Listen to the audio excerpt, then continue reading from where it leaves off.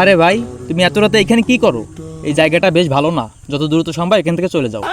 আরে ভাই তুমি যাও তো যাও, আমি এসব বিশ্বাস করি না, এসব গুজব তোমরা ছড়াও, এসব আমরা বিশ্বাস করি না। আরে ওই জায়গা কে? শাওন ভাই না? যা কি করো একা একা রাত্রির বেলা? কেন ভাই, এর সাথে কথা বলতেছিলাম।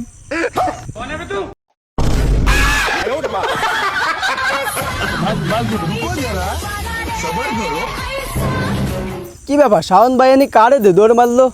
কেন ভাই আমার সাথে কথা করছিল? কি ডারে কোয়ান্তে কথা কলো? ওরার লাইন তো কেউ নেই।